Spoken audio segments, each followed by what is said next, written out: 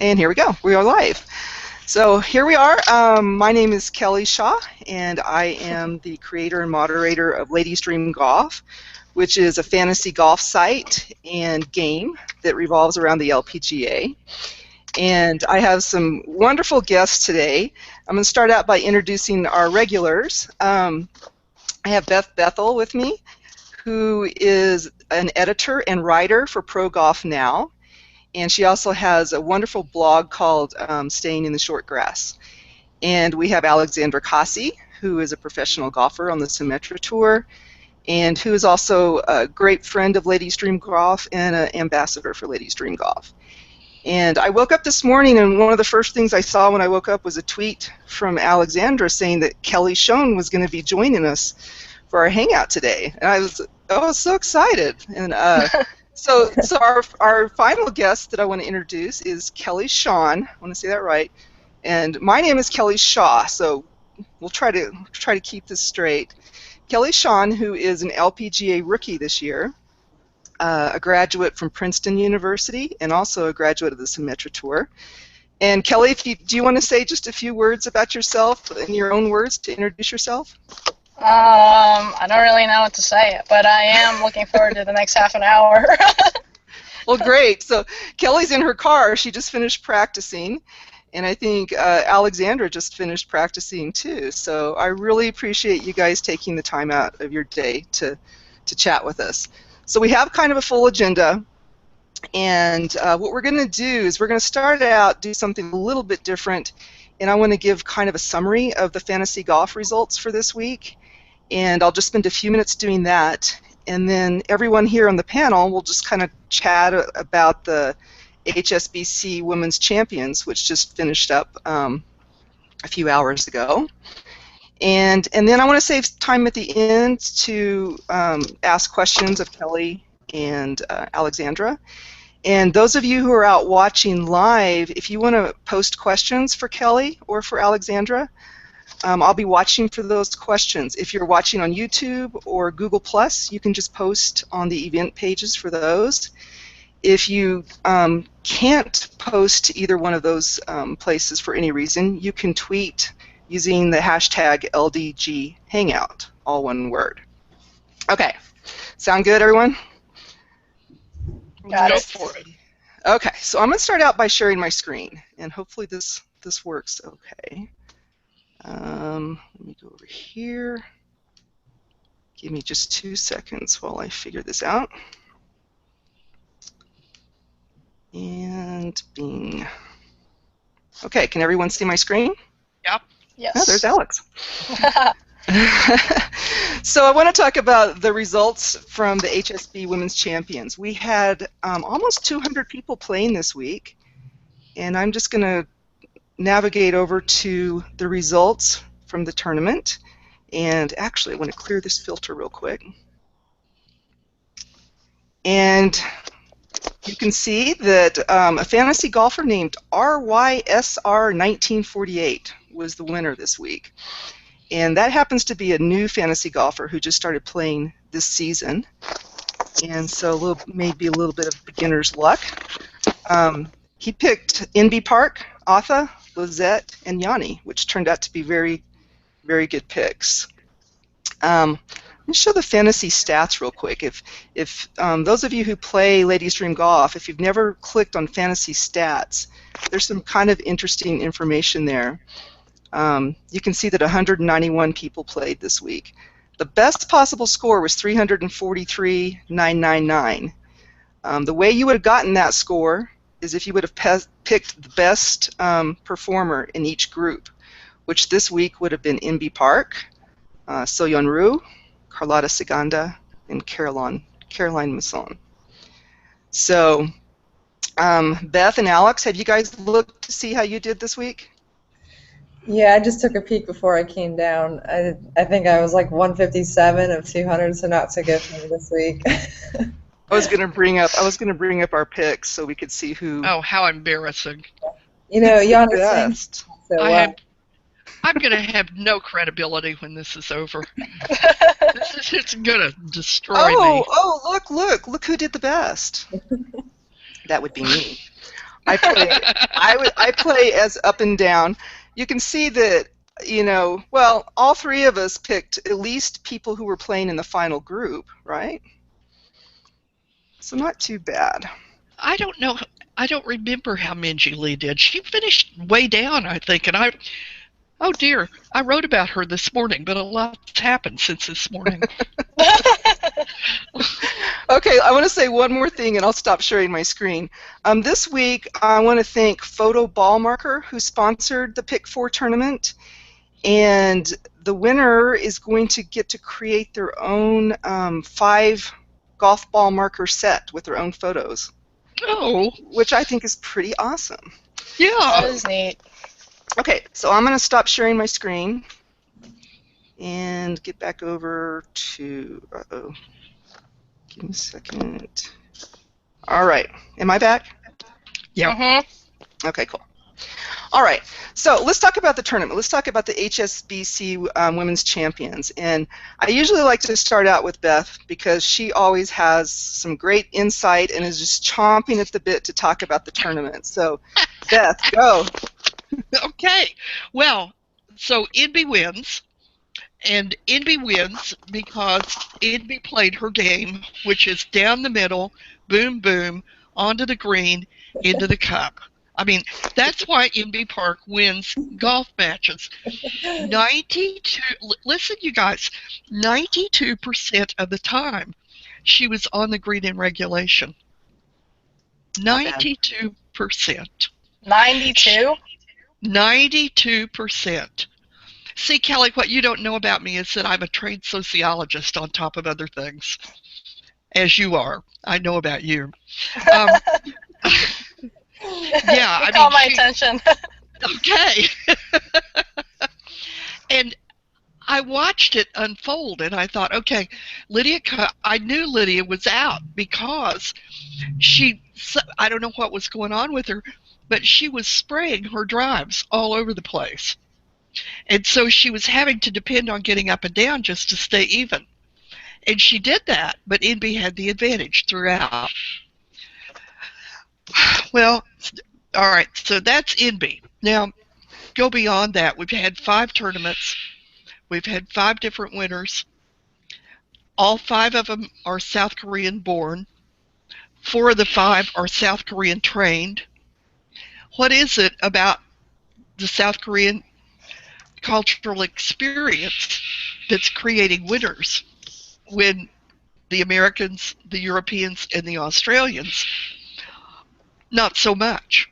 What's different? I don't know that I have the answer, but I know that it's the question that we really need to start thinking about if we want to nurture junior golf in places other than South Korea. So that I wrote about that in that long post that I did today.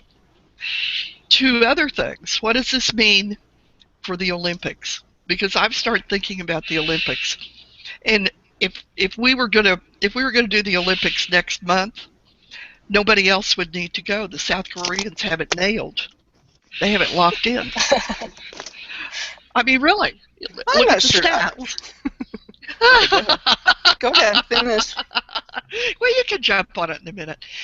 And then what does it say for the Solheim? The Americans aren't playing championship golf. Stacey Lewis is the only one who's getting anywhere near the top. And, you know, we ugly Americans don't want that to be the case, but the numbers are speaking for themselves. So that's what I have to say about the HSBC. I'm eager to see how things roll out at the Founders Cup. Okay. So, Kelly or Alex, did you guys get a chance to watch any of the HSBC, or do you have any reply to what Beth had to say, or any thoughts of your own about the tournament? I'll let you go ahead, Kelly. Okay. Well, I didn't get a chance to watch any of the tournament, so my opinions might not be as valid, but just talking on the point that Beth had just made about how South Koreans are so dominating in the women's game right now. Well, I've been thinking about this a lot. You know, I was raised as a South Korean. I moved to America when I was 8. I didn't start playing golf until I was 12. so I wasn't trained as a South Korean. But a lot of that is in the culture. So whether you're a South Korean, Korean American, or an Australian whose family is from South Korea, I think a lot of the values and virtues of dedication and really what it is they sacrifice a lot to play the sport. Where in America, I for example, I'm the opposite of what a lot of the South Koreans would do. I went to an Ivy League school, and I was able to get a good education on top of doing a whole other things, but on top of playing golf. Whereas in Korea, from a very young age, if you knew you were going to play golf, you didn't do anything else. You had very minimal time to socialize, and education wasn't even part of the equation.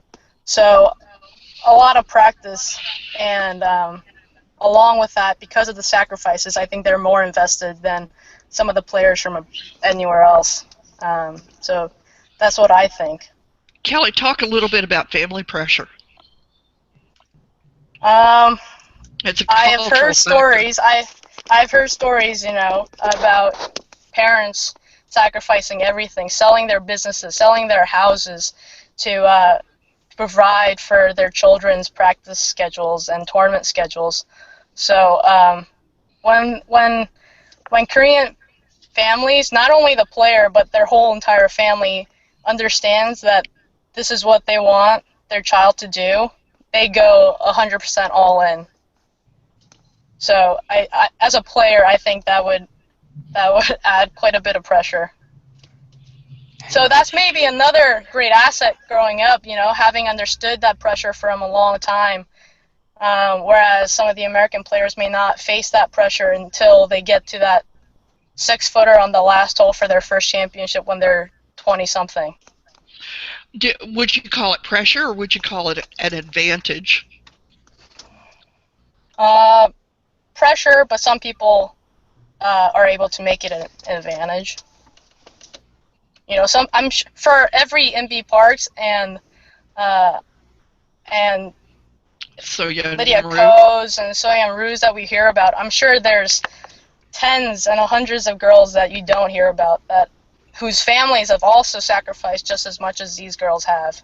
It isn't a 100% success story. So, some people make it, some people don't. Yeah. I really appreciate your insight on that, Kelly. I think you really stated that well. Golf is a hard game, and there's a lot of people trying to get there, and no matter whether they're South Korean or American, for every person that you see that succeeds, there's so many people who tried to get there and didn't, right? So thank you so much for that. Alex, did you get a chance to watch any of the tournament, and do you have any thoughts of yours to add? No, I think it was on in the middle of the night, so I didn't watch any of it. But I think Yanni Tseng is still trending in the right direction.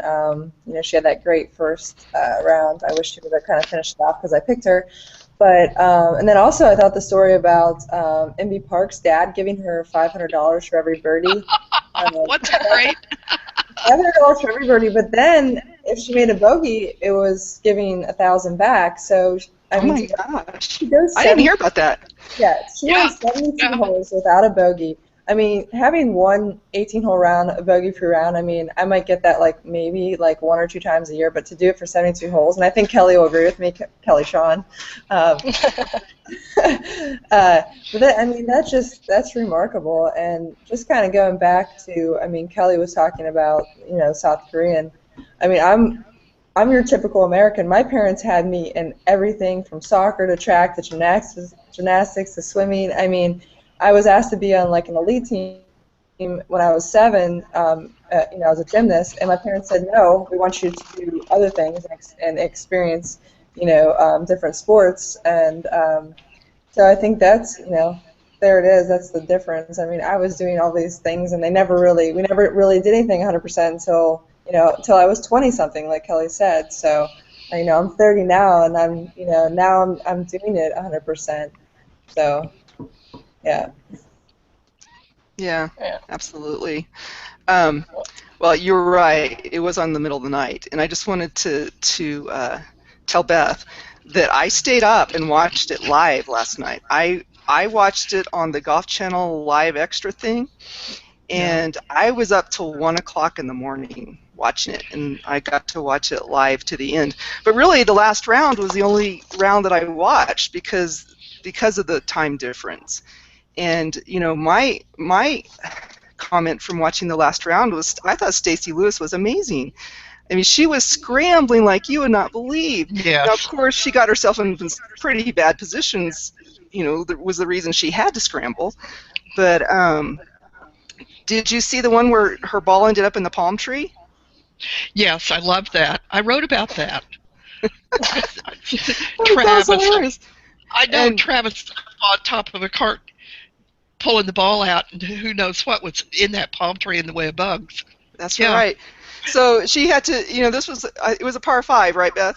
Yes. And she had to take the drop and a penalty stroke, and she ended up putting from off the green and made her putt for par. And Stacey is amazing, but who was behind her? What do you mean?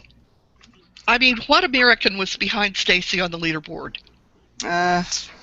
Jessica Korda. Oh, Lizette Salas. It was Lizette Salas, I think, was the top American. Let me check that real quick.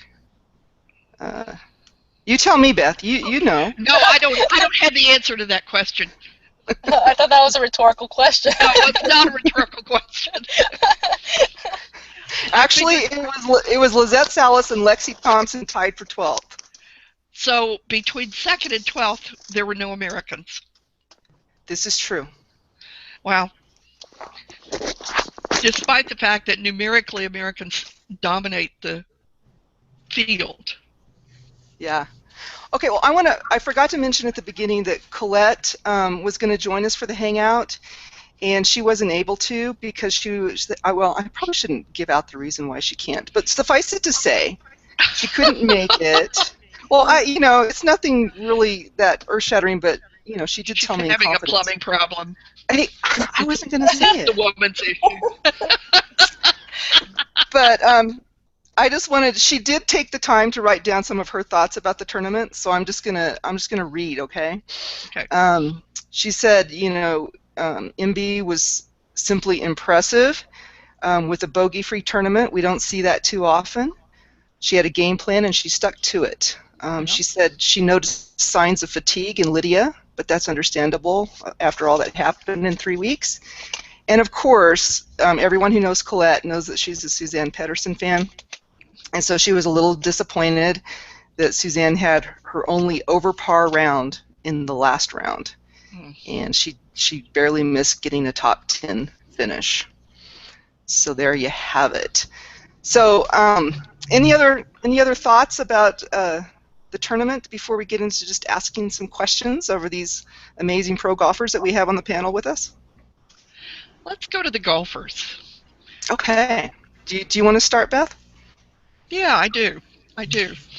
This is for Kelly. I want to know how you see things lining up for you at the Founders Cup at Phoenix. In any particular way, or? Well, have you looked at the field? Who do you see as your major competition? What kind of goals do you have for yourself? What kind of expectations? My major competition. Stacey, Lydia, Suzanne.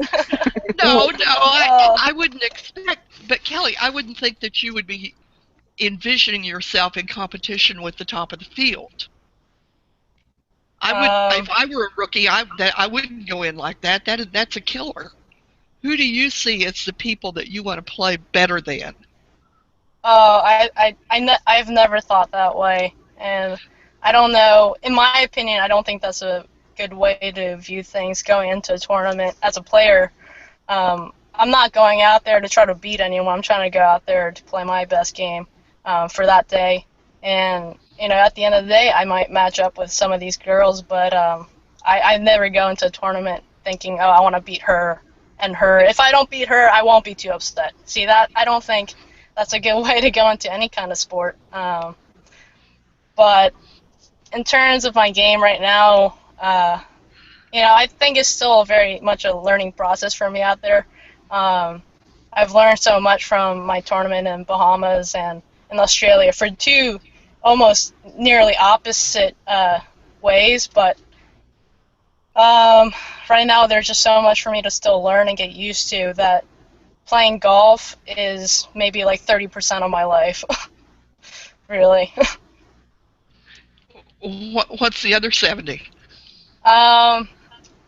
Making sure that I'm comfortable and organized and well-rested. The travel days Symetra Tour has prepared me well, better than I could have been without it, but, going from 3-day tournaments to 4-day tournaments, and then having just 2-day practice rounds instead of maybe 3 days or 4 days of practice rounds.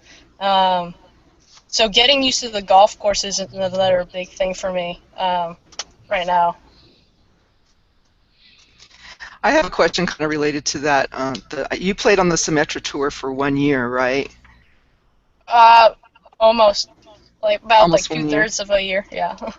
Yeah, and so I think you kind of answered a big part of my question, because it was like, what did the Symetra Tour do for you in terms of preparing for being on the LPGA? And I was curious if you ever actually played with Alex, and if you have any inside stories about Alex that you could tell us. We have played together. Alex. She's actually a great competitor to play with. Plays her own game, doesn't bother anyone else. But she's very serious. She's such a nice person outside the golf course, but when she's playing, she's kind of scary to approach. But a lot of the players are that way on the golf course. They're a little bit different, than what their normal personalities might be on the streets. In what way, Kelly? For Alex or for myself, I'm also on the golf course. I think I'm also a little bit more serious than I am when I'm hanging out with my friends or at school, or was at school. And I get mad at myself easier too on the golf course, and that's something I'm working on. In real life, I don't think I get mad at myself nearly as much as I should. So that's one example. Uh-huh. Well, Kelly, I was reading a little bit about you, and I saw that in the final stage of Q School, you had Greg Sheridan caddy for you, who used to be Natalie Gulbis's caddy. And I'm curious, who is caddying for you now? Do you have a regular caddy? And what do you look for from a caddy? Right now, I'm not set with a regular guy yet. I had a good caddy in Bahamas that I got lucky with and I got paired with, and in Australia the same thing. So for the next 2 tournaments, I have a caddy named Brayton. I've never met him in person, but I'm looking forward to that. And then hopefully Greg is on my bag afterwards. So I'm looking forward to that. In the caddy, I don't have that much experience in professional caddies, but from what I've seen, I think what works for me is that a guy that makes me comfortable, that can keep me laughing and smiling at the very least, because when I'm out there, it's not like amateur golf where all the players are friendly and talk to one another. A lot of the players just kind of keep to themselves and chat with their caddies here and there. So I need a guy that's going to keep it light for me out there. And honestly, I don't rely too much on the caddy for reading putts or for reading breaks or anything on the golf course. Just give me the right numbers and keep me smiling. Oh wow! Now simple. I know. Now it's I know not why as you and easy Alex. as it sounds. Now I know why you and Alex get along so well, because that sounds like something Yeah, Alex it would. does. What about Kelly? What if the caddy can't keep up? can't physically keep up. Yeah, would you keep them? No. Yeah, Alex, what are you talking about? I don't know. Maybe What is she talking about? Alex, do you want to tell her about your experience, your first Symetra Well, experience this year? yeah, well, Kelly Shaw got me out to Mesa to play the first event. So she was there with me, and I was going to have her caddy, and then Bully, you know Bully, right? Yeah. Okay, he was in the parking lot because Paul didn't come, and he was like chomping at the bit to get a bag. And, you know, I was like, I kind of just wanted to be by myself, but he said he had to be there anyways. I said, you know, I really can't pay you. And he's like, no, I just want a bag, I just want to work. So we went out, and, you know, he was really giving me the right numbers. And that's all I need to. I didn't want any input. He kind of, the first couple holes, he was trying to tell me, you know, what side of the tee to go on, and I was like, nah, that's not going to work. We did get along, and I felt like, you know, his front and carry numbers were good and stuff like that. But, you know, and I love him. And like you said, you know, he made me comfortable. He made me smile. But, you know, he has a hard time keeping up. And at times I had to tell him just to stay. Like, I just take my driver and I go to the tee and I tell him, like give him a head start. I'm like, really? Just I mean, like, I was really concerned about finishing the rounds. But I mean, he's a great caddy. I just wish he walked a little faster. Yeah, I mean, that's the #1 rule, right, of caddying? Show up, shut up, keep up. Yeah, that's right. I hadn't heard that one yet.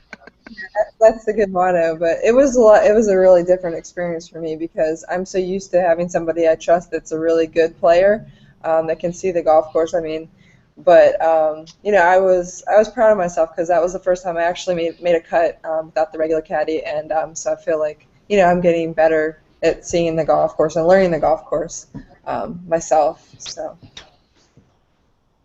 Cool. So, Alex, do you have any questions for Kelly, or Beth? Do you have any more questions? Let's get back to being serious on the golf course.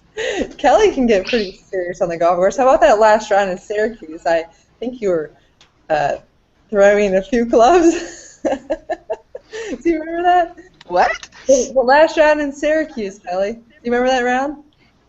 I'm trying to remember the golf course. Okay, I think I got the golf course. Trumlin's East. It's like up and down. What happened? Oh, you were kind of hot that day. You were throwing clubs. I was throwing a club? Yeah. Don't bring that up now. Yeah. Oh, hey, you guys, we have a question from one of our viewers. Okay, so I'm going to bring it up on the screen, and this is for Kelly. LPA tourneys can be in tough conditions. You did well. You did well in Bahamas wind. Are you usually a good bad weather golfer? Good bad weather golfer. I think there's a thing about bad conditions, tough conditions, I should say, that makes me focus a little bit more. I don't know if that happens to other people, but I've kind of always played well, relatively speaking, you know, relative to the field, in rain and in windy conditions. But to be honest, I've been looking at the schedule, and from what I hear from my friends out on tour, it looks like the entire season is gonna be playing in windy conditions. So I better get used to it. Beth, did you have another question? I'm afraid to ask her another question after she slapped me down on the first one. What I didn't do anything. I did no such thing, Beth. Let me go back and try one more time. Do you have specific expectations for yourself going into Phoenix? Specific expectations. I want to shoot X. I want to do Y. Do you have goals? I guess my first goal would be to make the cut. I know that doesn't sound as exciting, but I think it's I time think it where sounds very exciting. it actually is when you're in the when you're right on Yeah. the line, which is not where I want to be. I want to be well above the line, but Right. it can be very exciting. But I think it's about time where when I got a little rhythm going, you know, instead of having such highs and lows, I want to kind of keep playing a steadier kind of golf, where I don't feel like I'm losing 10 years of my life every shot I take, you know. You mean That's you want to exactly play how like I Indy? felt. What? You want to play like Indy? Oh, yes. Okay, Wouldn't I we want to all? ask anywhere else in the entire world who doesn't want to hit 92% greens in regulation. That's unheard of. You like that number, don't you? I was born in 92, yeah. Hey, there you But go. anything above 85, I'll take. Yeah. Hey, I have Yeah. one more question that I can't bring up on the screen because it was just tweeted. It wasn't tweeted using the hashtag, but I'll go ahead and read it for Kelly Shon. Are you able to play well when your playing partners are shooting over par? Does it help your play if your partners are on a roll? I don't know if it hurts or helps me. Like I said, I'm a player that kind of usually tries to stick to her own game and not pay attention to too much about what's going on. But with that said, I think it makes a difference when it's coming down the stretch. Let's say you're in the final group and someone is either playing well or playing horribly. When it's a subtle difference, I don't think it has an effect on you. But when someone's shooting 90, I think that could kind of screw with your momentum. I think. Yeah. What about you, Alex? What do you Well, I think? think something to add to that. I don't really think it matters whether they're shooting 80 or 70, but I think it's more of an attitude thing. I get really ticked off when people just give up and have a bad attitude and just kind of give off that negative energy the whole round. I can't stand that. Like, you know, if I shoot 80, I try it on every single shot. You know, I'm never going to give up, and I just don't like those people that just kind of, you know, wrap it up after 10, 11 holes and just don't care. So I think that's more of the thing that would tick me off. And it does seem to, just from you know, someone who watches a lot of golf, it does seem like that when there's somebody playing really well, it tends to kind of spur the other players on, and vice versa. That might just be a perception from Well, being on this end. yeah, well, I think when you're seeing other players make putts, it allows you to believe that putts are there to be made. Yeah.